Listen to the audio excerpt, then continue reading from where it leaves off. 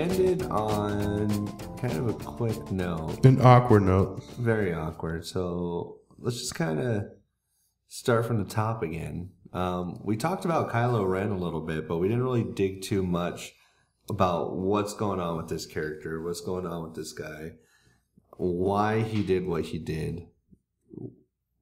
What do you have to say about that, Jack? I mean, he killed Han Solo. That was just a monumental moment during the movie. Was Han Solo your favorite character? As a child? I liked him because he was a scumbag. He was a scumbag. And he did shoot first. Can we all agree on that? Yeah. Did Han shoot first? Absolutely. Obviously. Yeah. Fucking David said it. That's all that matters. Yeah, because we're all here for David's fucking approbation and acceptance. But honestly, though, Han was like, watching Han get impaled, that was I cried. But I mean, I'll admit it. I cried. The first time I saw it, that was just... Fuck, dude. Like, when he's standing there, like, I know what I have to do, but I don't know if I'm strong enough to do it. He definitely struggled, though. Can we agree on that? Well, here's the thing. Was he struggling because... Was that, I know what I have to do, but I don't know if I'm strong enough to do it. Was that him saying, like, I want to be good? No, that was him saying, I need to kill you. You didn't fucking let me finish. You're right, I didn't, because you were going to take way too long to say the obvious. But can we both... and on that note, we can go ahead and end this episode. Way to go, guys. but can we all admit, though, that, like, okay, we all saw it twice at least, right? Yeah. Okay. So the first time I saw it, I was like, oh my God. Like, I was just taken back. The second time I saw it, I could see it, and it's like, okay, do you remember when Snoke said to him before Snoke had doubts in him, correct? Mm-hmm. He had doubts in him. You could tell. Hux, everybody had doubts in him. He knew what he had to do. He had doubts in himself, too. And he had doubts in himself. Pull to the light side. For me, like, seeing it the second time, it was, like, even more powerful because he knew what he had to do, and he did it. To me, just like everything about that scene was amazing, because earlier in the movie, when Poe Dameron's talking about Starkiller Base, and he's saying, like, oh, as long as there's light, we have a chance, because, of course, Starkiller's sucking all the energy out of that sun. Right. He says that, but it's also like a metaphor for that scene, because light's running out as Kylo Ren is having that interaction with Han Solo. And right before he kills him is when they run out of light, and that's not only did they run out of light, but it's like that was the last of the light inside of him before he fully committed himself to the dark side. No, I disagree. He's not fully committed to the dark side. You don't think he's fully committed? You think he's Disney? I'm gonna say like he's gonna pull through. I think they're gonna redeem him. You think he's gonna Darth Vader himself? Yeah, he's gonna be redeemed, but it's gonna be too late, and he's gonna die. Leia's gonna have to pull the trigger on it. I think. Leia's gonna have to give the order to fucking kill son. To kill him. But he'll eventually fucking see the light at the end. Where's David at on this? In terms of whether he's going to be redeemed or not? Sure. I think I agree with Ben where he's going to be seeing the light at the last moment and then bite it, because, again, we're going to be paralleling the original trilogy here. Just in general, I think that for every reason that Rey was a poor character, I think Kylo Ren is an awesome character for that reason. He's got an arc to grow into. You see him early on, you feel he's intimidating, all this stuff. Then you see him in these struggles and these moments of weakness, and you realize he's kind of a schlub. He's a teenager who doesn't really know what he's doing yet. He still needs a lot of guidance. He's got room to grow as a villain. Rey does not have room to grow as a hero. But to me, like, I kind of agree with you from my standpoint. I kind of feel like I agree with you somewhat in the fact that, like, in the beginning of the episode, like when Kylo Ren stops a blaster bolt in midair and is just letting it sit there while he does his own thing, like, to have someone that is that powerful that can stop something like that and hold it there in place and then still get beaten by Rey, that did bother me. So I do agree with you on that point. But like you did say, though, like towards the end of the movie, you can kind of see how he's kind of childish. Like how he lets his anger get a hold of him, where he looks really professional in the beginning. I guess I can still see though how you say that you have like issues with him in the fight scene. Is that correct? Well, my issues aren't with him. It's with Rey. I think he is the best character in the new series. Okay. He's got all of the interest. He's got all of the dynamics around him. He's got the room to grow and have a character arc. That's kind of why I think Finn should have died. Because he had an arc, he went through it. He, struggled with his cowardice, with doing what's right. He learned that there were things that are worth fighting for, and he committed himself to that. He could have died right there and satisfied his hero's journey and let Rey take over. Here's a Finn question, because you brought Finn up. Some of the notes that I took was like, why is he so sweaty the whole movie? So, speaking of new characters, what did you guys think of BB-8? Awesome. Irrelevant. Well, he's awesome. I was banking on BB-8 before the movie even came out. I even got one of those Spiro BB-8 Bluetooth enabled toys. It's not a dildo. I feel like David's going to say something negative, but I really liked BB-8. I thought he was awesome. He's programmed to be a cat. It was a cat droid. That's what's programmed. So does that mean that David wanted to have sex with it? Really, don't bring cats into an awesome movie. No, but that's exactly what it was designed to. No, a cat is not a companion. A dog is a companion. A dog is just a fucking mindless follower. But BB-8 was programmed to be a cat. It was even fucking purring. It was purring. It you could hear. I feel like the cat is staring at me right now. I just don't feel like you can compare. His cat is not staring at you. Yeah, your cat's asleep somehow. No. But reiterate, he is not staring at you. So leave him alone. But still, I just don't like BB-8. Okay, overall, I liked BB-8. I did. BB-8, they just combined R2-D2 and C-3PO into one character. They needed a droid. Yeah, they needed a droid. But how cool is that when he gave the thumbs up and stuff? What the fuck? No, one thing I did really like about the movie is how they kind of humanized the dark side, because pretty much, I mean, the prequel, the one that episode 1, 2, and 3, George Lucas tried to, but failed to grasp the humanity of the dark side and the whole evolution of how one gets to be at the dark side with Anakin. And that was just awful. But this one here, they really humanized it. And it felt like we could see behind the mask of Vader. That Kylo Ren, consistently, routinely took his helmet off. Oh, well, aside from that, his temper tantrums.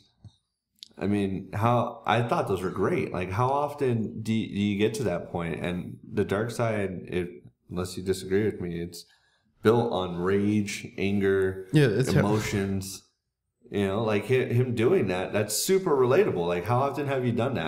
Obviously you don't pull your lightsaber out and slash up your computer. But Darth Vader had the same kind of temper tantrums. He just force choked people to death and replaced them. It's the same shit. But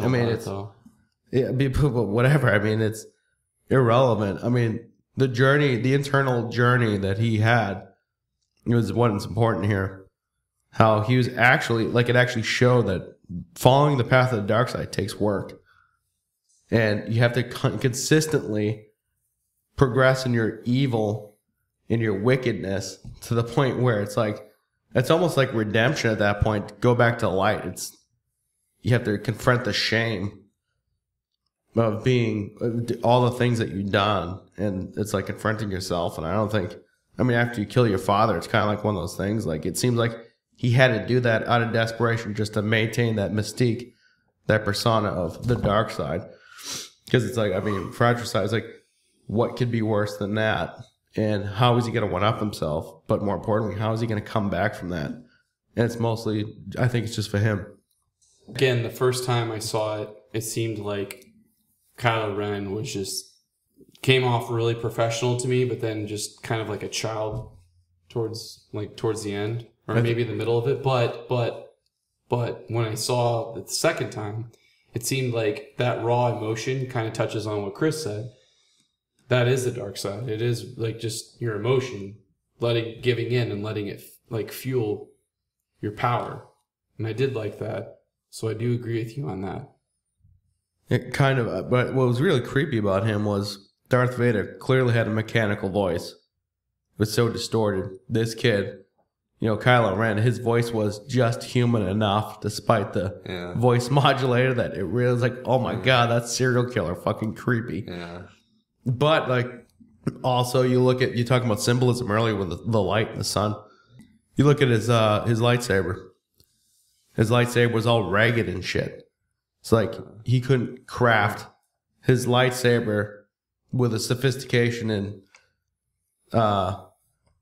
focus of will to the point where the blade was harnessed. It's all ragged and shit. It's all distorted. Like you look at it, it's all fucked up. It's not clean and crisp.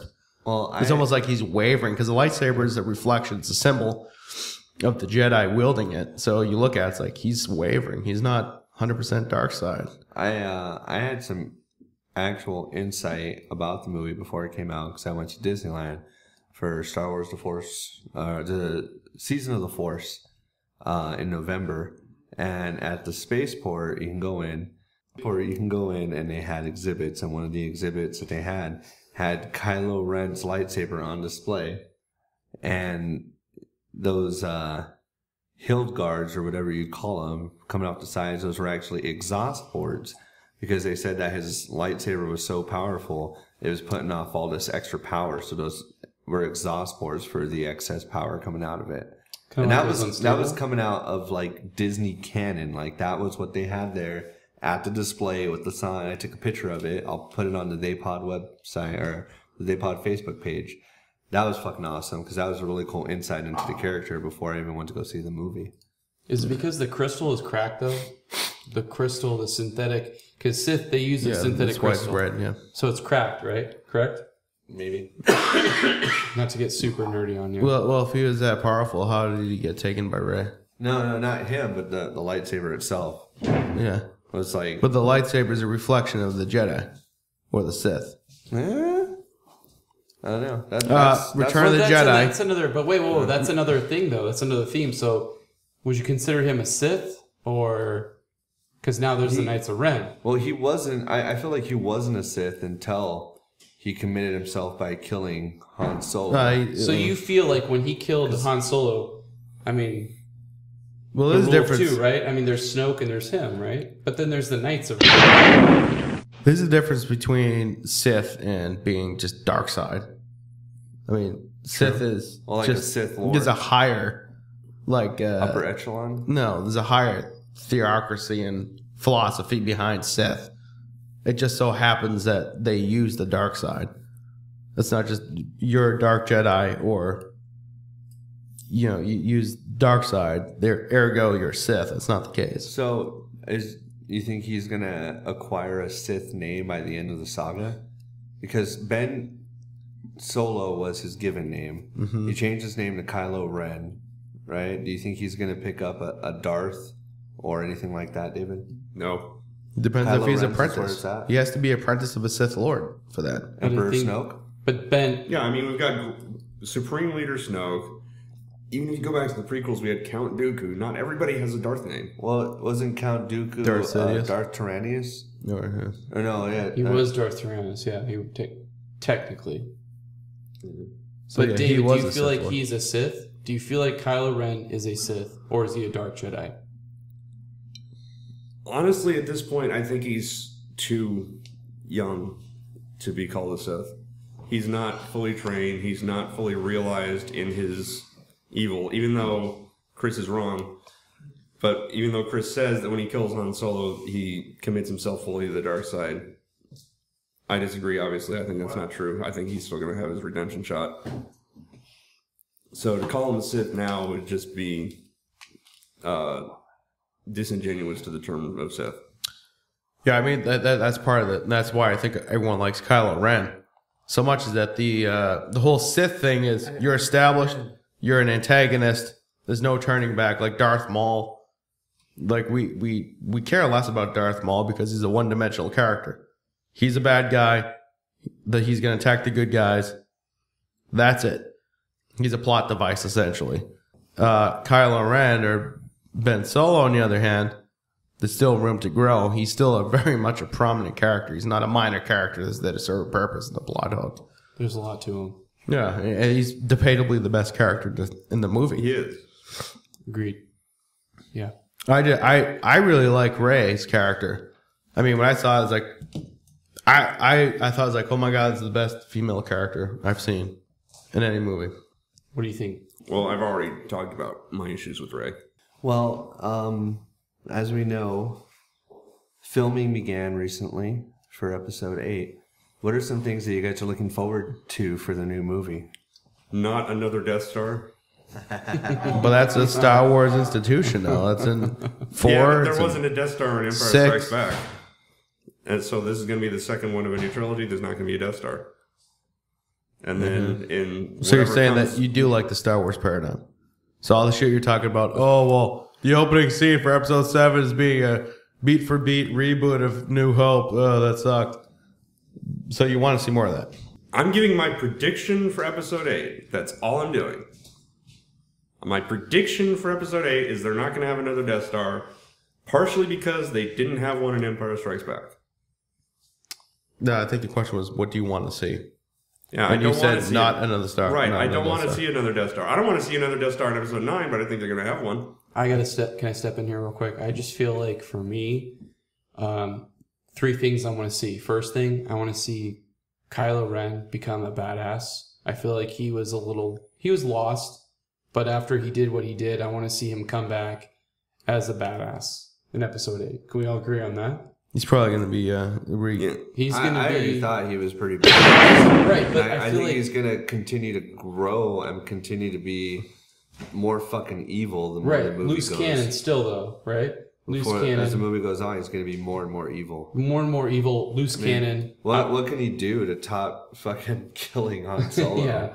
I mean, I feel like maybe he'll hone his skills a little bit more and not be as second guessing himself. That's my one thing I want to see. Second thing I want to see is it's going to be a little tough seeing Chewie without Han.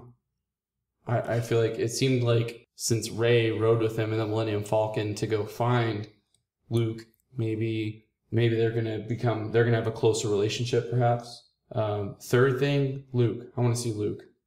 I want to see Luke for more than 30 fucking seconds in Episode 8. How about that? Well, I'm sure he'll be in it for more than 30 seconds, but if we're going into that Star Wars paradigm, like... it's going to be a training montage. he's going to die at the end. There's going to be a training no, montage. please no. Yoda doesn't die till Episode 9, or Episode... Yeah, 6. That's right. Okay. No, there is another. Skywalker. Well, I'm all about it. Just fucking shut up and take all my money again. 4 times, 5 times. Some interesting casting news that came out like in the last week. Benicio del Toro, or excuse me, not him, not Benicio. No way. What's the guy from like Traffic? Benicio del Toro. Sicario. It is Benicio. I was getting him confused. You were thinking of Michael Guillermo del Douglas? Toro. Yeah. Benicio del Toro and Laura Dern have been cast for Star Wars Episode VIII. Really? What do you guys have to say about that? Do we even know their characters yet? No. I'm guessing they're going to be cameo roles, kind of like Simon Pegg had. You think so? I think Laura Dern. Who is that, by the way? I don't know I'm who sorry. Laura Dern is, but Benicio del Toro. Can you name a expecting- movie? Like, help me out here. Name Jurassic a movie that Park. she's been. Laura Dern. What character? is she? the blonde girl. Sattler? Oh, Dr. Sattler. Yeah. Do you think she's going to be Rey's mom? Rebel. You think she's going to be Rey's mom? She'll be. I don't know that we'll meet Rey's mom in Episode 8. I don't know. We might hear about her. Like, do you think that like Luke got drunk one night and he went back to Mos Eisley in the cantina and just He met up with finally Dr. went back to Sattler? Tashi Station and hooked up with those power Hooked up with converters. hooked up with the Dr. Sattler. Yeah. Yeah, I hope she at least has parents. It's not some kind of like virgin birth Yeah, bullshit. that'd be crap. Yeah, they Immaculate made that mistake Conception? already. Well, I mean, Benicio del Toro has a pretty solid track record for playing bad guys.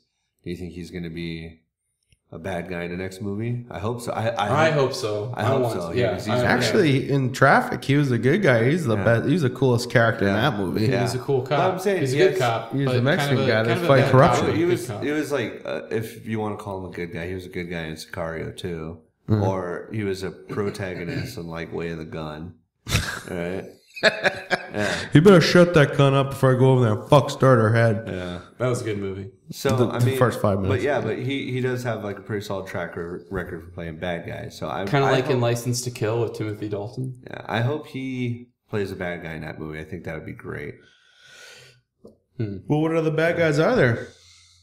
Well, we're gonna have to find out. Hux. What about Hux? We haven't talked about Hux at all. Do you think Well, Hux? he's a fucking soulless ginger. Of course he wanted. But the everyone to thing die. was, like, he was kind of a little bitch. you know, He's a who's, complete bitch. Kind of a bitch. Do you think It's like, so let's have the 16-year-old kid. Do You you know, think he's just going to be a little who was bitch a again? huge letdown? Captain Phasma. Oh god, let's not even get into that. What is it? Captain Action Figure. I'm in charge now. I'm in charge. I'm in charge now. Bring it down. I think that still the coolest character in the episode 7 was Han Solo. I mean, in my notes, I have Han Solo, I would greatest say character if we're ever. If we're gonna go around a circle and talk about part of the movie that made us cry, no matter how many times I saw that trailer when he gets on the Millennium Falcon, he's like, "Chewie, we're home." When I saw that in the theater, I was just like, like that, like I just right off the bat. Even This is my exasperated sigh. Yeah. Yeah, no, and the thing was like the movie had me so wrapped up in it, like when it cut to Princess Leia or C-3PO, I totally forgot that they were in that movie until they walked on the screen. I'm like, oh yeah, I know them. You know, like I was so wrapped up in a new story that I totally forgot that there was like original characters in that movie. I was just so into it. You know? So as things are going around and whatever, and they're hiding, and I'm expecting stormtroopers, and then that's the scene when they come on the Millennium I like Falcon, when, and like- I was just like, oh my god. Oh, that no, don't go for that one. That one's a piece of junk. You go there, boom, gets blown up. Go to the piece of junk. Millennium Falcon, I'm like, fuck yeah, Yeah, fuck yeah, yeah. awesome. That was fucking awesome. For me, Like, it oh was. shit, it's odd. Yeah. For me, like, obviously when Kylo impales Han Solo, like, first and second time, nothing changed at that point. Like, I was like, my heart sank. Yeah. My heart sank. But what really I liked, like, in the movie, like, how the energy I felt was when Finn fought the guy with the spinning baton. The spinning guy baton. does the 6 spins. I mean, riot- who we the ended riot up. control? I mean, like, as soon as he yelled "traitor," I was like, Well, you got to say it like him. "Traitor!" Traitor. You know, it's just like, I mean, that was for me. That scene was like, wow, that guy was more of a badass than Captain Phasma ever will be. I'm sorry. That guy absolutely schools Finn, Yeah. but somehow Totally. Finn's able to hold his own against Kylo Ren. So I'm taking it you like that scene, David. Yes, the You fucking Stormtrooper love of that 6 scene. spins is You amazing. fucking love that scene. That was a great scene. Agreed. What do you think, Ben? What do you Oh, think, Ben? dude. But When the X-Wings are coming in over the water, like, what's that That was sound? awesome. That whole And they're fight, just, like, that whole coming battle over was the awesome. water. Oh, that The was so fucking cool. Poe was flying around just smoking Yeah, everyone. just That's a damn good stomping pilot. everyone. That's a damn good pilot. Boom! Like he knew, like Finn Yeah. knew Poe was still alive. My heart fluttered a little bit when I was watching that. Like, because I mean, everyone's getting their ass kicked, and then all of a sudden, bam! they Yeah, it show seemed up. like they're by them. The protagonists are by themselves, and all of a sudden, oh shit, it's the Resistance. You look up, like all the water's kicking up Yeah, off the dude, lake. That was so cool. And all those scenes, like, you saw like a snippet of it in the trailer, and you were like, for me, I was just so into the movie. I was so sucked into it that I just forgot everything else, and it's like, oh, I have seen this. Oh, it's so cool. It's still cool. Yeah, it's great that like you can take out the Force and everything else, and there's still awesome fucking scenes like that when they were breaking out. Like we can do this, like Finn or Poe just grabbing that TIE fighter. I always want to fly one of these things and just kicking ass. And then like Black Squadron coming in over the water, kicking ass. Han Solo, no fucking Force at all there. Still the coolest fucking character ever. You're Yeah. cold. Fucking Han Solo. You're cold. Yeah. That's not how the Force works. That was fucking. We'll do it. The Force. We'll do it. We'll use the Force. You were a janitor, right? yeah. The first of all, yeah, the dialogue, but then also like That's such just like a But that's old Han man. Solo. That's, such I an mean, old man that's thing like to so say, though, classic right? Han Solo. but I mean, little that's what Han details Solo too. is. But little details too, like when they come back outside and Chewie grabs his jacket for him. Like that was, I don't know. For me, like that He looks up like, I don't. Yeah, but he looks up. He's like, I don't need this. I'm not going to make it out of here. Yeah, but that's the look I got. But the bond, it's like, oh fuck, Han's dead. Right, but the bond that Chewie and Han have, like that they carried that into the new movie, like seeing that bond, and then that even made it more powerful when Han got killed. Like Chewie was part. Like I just don't even. I can't even. He has that fucking that life debt to him. I thought it would have been cool if we actually saw Chewie rip some stormtroopers' arms off. Yeah, I would have loved to see that, like he did kick some ass. He went bananas. Yeah, I mean, it felt so relieving to me watching him shoot Kylo Ren with that crossbow, and like seeing people explode just upon impact, and seeing Kylo Ren take that, just stutter and like fucking take a knee. Like that does say a lot about how strong he is. I will say that. Yeah, but. No, like for me, how about this real quick? How did he not sense it like he sensed Poe Dameron's earlier? Because it was a fucking emotional moment for him. Yeah, why do you think he just killed his fucking father? All the aforementioned reasons the last hour. I mean, that's such a pivotal like point in his. I don't even think he's dark side yet. I think he's just doing that because he felt like he.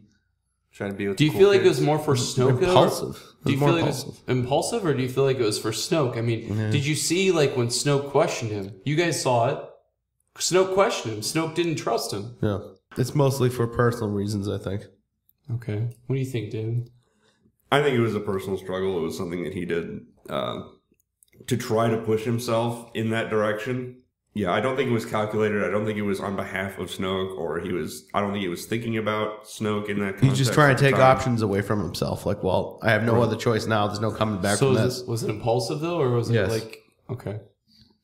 I think that if Han Solo didn't grab his lightsaber, I don't think he would have fucking stabbed him. Okay. He needed that conflict in order to fucking do it. Yeah, he needed that pull away to make him do something. Where if he was just holding it out, he would have probably just dropped it like he dropped his helmet. Kind of like Death by Cop. But he needed to feel the struggle to make himself make a decision. But that was cool. Like you look at, he's like, I'm being torn up inside, all this other shit. It's very emotional for Kylo Ren, and you gotta wonder, like I pose this question again, Napod.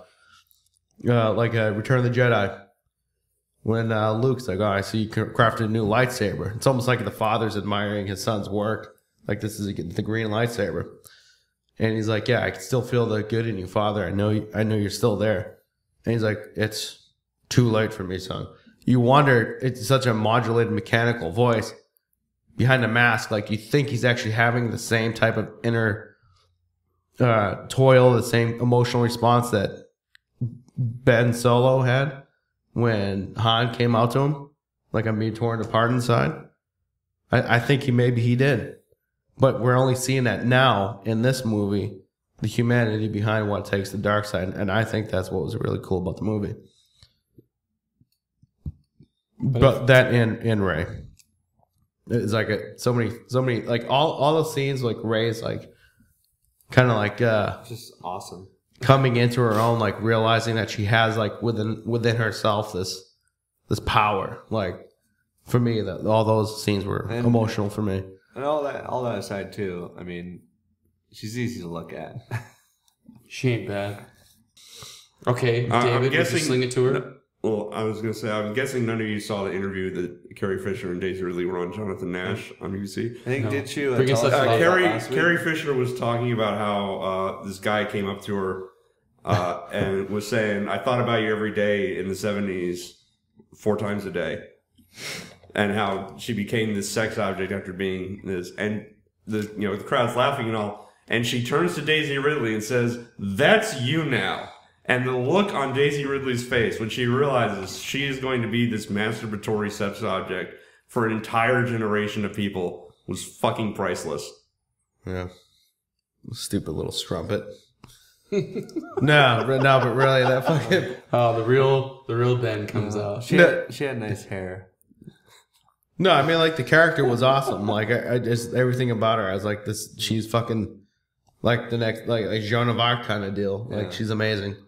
She just like stole the whole show. Like I was just so like I'm putting everything on her. Like yeah, it's not like she's she my doesn't horse. have room to grow. I mean, the same thing can be said about Luke Skywalker in A New Hope. Of course, they all have room to grow. I mean, she's a nascent Jedi. She's taking the first steps to learn her craft to be a Jedi, to change the galaxy. But she has power within her. She has that potential. It's just a matter of her unlocking it. And you see little glimpses of fucking greatness in times of need. And to me, that's just, I'm granted it wasn't a fair fight against Kylo. I mean, he was already on his way out. It's a miracle he was still alive when people explode. He just took that like a champ. Yeah, he did. Yeah, but he still managed to slay the stormtrooper. Tis but a flesh wound. It was. I think that she's a great character, and a lot of the shit she was doing was pretty awesome. Agreed. I think she has plenty of room to grow, like any protagonist. Was it? Well, David, you were saying that she's reached her arc, though. That's it for her. Is that correct? Or that's what I was saying. Yeah. But I thought it was pretty cool to watch that journey of her whole life. She's probably using the Force instinctively, intuitively. I mean, that's probably why the Falcon didn't just explode and crash an impact. She had to use the Force a bit. She wasn't the best pilot taking off. Yeah. No, I mean, but she was able to pull some miracles, and that was definitely the Force guiding her. Well, because I know like a lot of people were complaining about like, well, how did she know how to fix stuff, and how did she know this and that? It's like, well, she was a fucking scrapper, and she was reverse engineering like all these ships and all these Imperial Anakin starships. Skywalker's grandfather was taking apart a Star Destroyer. Yeah, that's what she was doing for rations and all that Simon stuff. Pegg's character. Yeah. Quarter portion. Yeah, so there's that going on, and it's like, oh, well, how does she know how to fight? And it's like, well, if you remember in the beginning of the movie, she beats the fuck out of Finn, and she goes and she beats up a whole bunch of other people, you know. So it's like she's a solid character right off the bat, but she just like continues to just kick butt like the whole movie, and she charms you the whole movie while she's doing it. Yeah, like I would say that she was way more charming in this movie than Luke was in A New Hope, because Luke still kind of comes off like a bit of a like bratty teenager who's grown into his own. He's totally different than the Luke that you see in Return of the Jedi. Oh, fuck yeah. When he shows up at Jabba's palace. So I mean, if I'm already in her pocket right now, you can just imagine by the end of the last movie, like how invested you're going to be in her and how happy you're going to be for whatever outcome she ends up with. Yeah, absolutely. I think she's an amazing character, and I can't wait. Like I felt like warm and tingly inside. I'm like, so do you feel like this is a movie that both times I saw it, I laughed, I cried, I was happy, I was sad, I was excited. Like, to me, it was just a phenomenal movie. Both times I watched it. Mm-hmm. I was going in the second time to be critical about it, and I came out. I was like, I have no problem with anything in this fucking movie. It's a Disney movie. I understand the Disney paradigm. I get Star Wars, and I think they're made for each other. I mean, this was perfect. Who do you think's more evil, David? The Empire or the First Order? The Empire. I like that. Explain. Because the First Order is just trying to ape the Empire. The Empire did it first. Yeah, it's a splinter group of the Empire. Yeah. It's a faction trying to survive. Kind of like the Retex, maybe, trying to take up the torch. It's already burnt out. I felt like the way that they portrayed the Empire felt a lot more evil to me because, when Alderaan blows up, you see the explosion. But in The Force Awakens, they actually show you, like, the planet as the people are, like, standing there, like, looking up and see this energy beam coming towards them, impending doom. And you see that. I mean, you see those, like, shock troopers in the very opening scene just going at it with these people. They subdue them.